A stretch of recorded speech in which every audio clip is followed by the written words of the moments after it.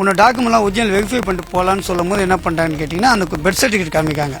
அதில் வந்து பார்த்தீங்கன்னா அந்த பெண்மணி இஸ்லாமிய பெண்மணி கிடையாது, வேறு மதத்தை சார்ந்தவங்க.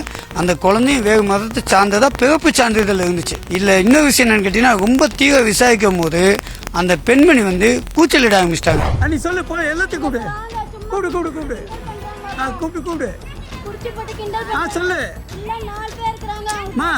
இல்ல இருக்க டாக்குமெண்ட் பேச சொல்லுமா, இல்ல டாக்குமெண்ட் பேச சொல்லு. சரிம்மா, குழந்தை கிட்டத்தட்ட 1.5 மணி நேரமா தூங்கிட்டு ஏமா தூங்கிட்டுன்னு கேட்டா அதுக்கிட்ட பதில் இல்லை. எனக்கு முக்கியமான சந்தேகம் என்னன்னு கேட்டா அந்த குழந்தை பெர்த் சர்டிஃபிகேட்டுக்கு அந்த குழந்தைக்கும் சம்மந்தமே கிடையாது. 1 வயது குழந்தை தான். ஆனா பெர்த் சர்டிஃபிகேட்ல 12/12/2024 போட்டுருக்குமா. வெளியே போயிட்டு இல்லை போலீஸை கூப்பிட்டு போய் வண்டியில ஏற்றிடுவேன். என்னுடைய பேர் முகமது அலிஜின்னா, நான் தனியார் வங்கி மேலாளர். அது மட்டும் இல்லாமல் சமூக ஆர்வலாக பணி செஞ்சுட்டு இருக்கேன். பிச்சைக்காரர்கள் கைகளில் மயக்க நிலையில் இருக்கும் குழந்தைகளை மீட்பதற்காக களம் அமைத்து போராடுகிறேன். அதில் ஒரு கட்டமாக பார்த்தீங்கன்னா இன்றைக்கி 1:30 மணி அளவில் தகவல் வருது. மீசாகிப்பேட்டை மார்க்கெட் கிட்ட ஒரு பெண்மணி வந்து பிச்சைக்கார எடுக்காங்க, குழந்தை தூங்கிய நிலையில் இருக்குண்டு. இங்கே வந்து பார்க்கும்போது ஒரு மசூதி வளாகத்தில் நின்று அவங்க பிச்சை எடுத்துட்டு இருக்காங்க. மசூதியில் தெரியும் உங்களுக்கு பாங்கு ஒலிக்கிறது, அந்த தொழுகை நடுமைகள்லாம் வந்து சத்தமாக பேசிட்டு இருப்பாங்க.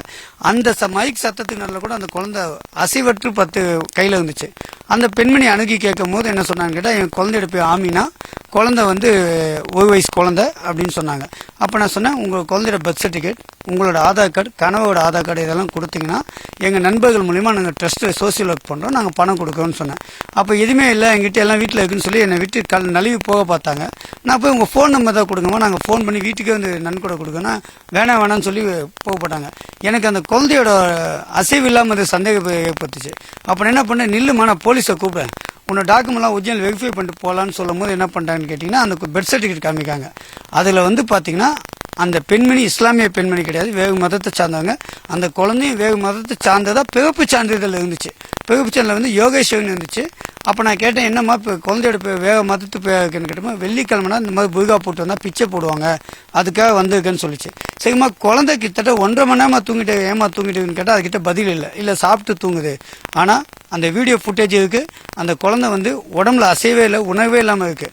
இல்லை இன்னொரு விஷயம் என்னன்னு கேட்டிங்கன்னா ரொம்ப தீவிர விசாரிக்கும் போது அந்த பெண்மணி வந்து கூச்சலிட ஆரம்பிச்சிட்டாங்க. நல்ல வேலை என்னை சுற்றி இருக்க இந்த வட்டார பகுதியில் வந்து நிறைய பேருக்கு எனக்கு தெரியும். நான் இந்த மாதிரி பிச்சைக்காரங்களை ரெஸ்கியூ பண்ணுறது இதெல்லாம் பண்ணிட்டு இருக்கேன்னு சொல்லும் போது அந்த பெண்மணியை சத்தம் போட ஆரம்பிச்சிட்டாங்க. இவர் வந்து என்னை தவறான செய்கைக்கு கூப்பிடாது, என்னை காப்பாற்றுங்க, இவ என்னை வான்னு கூப்பிடாதுன்னு சொல்லிட்டு என்னை கிண்டல் பண்ணுறாங்க. ஐயோ காப்பாற்றுங்க பாய் பாய்ன்னு கத்த ஆரம்பிச்சிட்டாங்க. நல்ல வேலை சிங்கப்பெண்ணோட முதல் நடவடிக்கைக்கு சென்னைக்கு நான் பலியாகி இருப்பேன். நான் செஞ்ச ஒரு நல்ல விஷயம் என்னை காப்பாற்றுச்சு. நான் வீடியோ ஆன் பண்ணி பாக்கெட்டில் போட்டு போயிருந்தேன். அந்த பெண்மணி நான் வீடியோ வச்சுக்கிறது தெரியாமல் என்ன பண்ணுறாங்க, என்னை காப்பாற்றுங்க அந்த படத்தில் வரும்போது என்ன பண்ணுறாங்க, ஐயோ என்னை வந்து தவறான செய்கை கூப்பிடான்னு கத்தி கூட்டத்தை கூட ஆரம்பிச்சிட்டாங்க. வந்த மக்கள் எல்லாம் சொல்லிட்டாங்க இந்த பகுதியை சேர்ந்தவங்க நல்லது தான் பண்ணுற சோசியலுக்கு உன் பிரச்சனை என்னன்னு கேட்டால் நான் போய் போலீஸை புகார் கொடுத்து கூப்பிட்டேன்னு சொல்லி ஓடினாங்க. சும்மா 2 மணி நேரம் வெயிட் பண்ண போலீஸ்கிட்டையும் போல புகாரம் கொடுக்கல. எனக்கு முக்கியமான சந்தேகம் என்னன்னு கேட்டால் அந்த குழந்தை பெர்த் சர்டிஃபிகேட்டுக்கு அந்த குழந்தைக்கும் சம்மந்தமே கிடையாது. 1 வயது குழந்தை தான். ஆனால் பெர்த் சர்டிஃபிகேட்டில் 12/12/2024 போட்டிருக்கு. தமிழக முதல்வர்களுக்கு தாழ்மையான வேண்டுகோள், சமீபத்தில் வெளிவந்த படத்தில் பிச்சைக்காரர்களுக்கும் கைகளுக்கும் குழந்தைகளை நீங்கள் மீட்டு பள்ளிக்கூடத்தில் சேர்க்கறத படத்தில் நடிச்சிருந்தீங்க.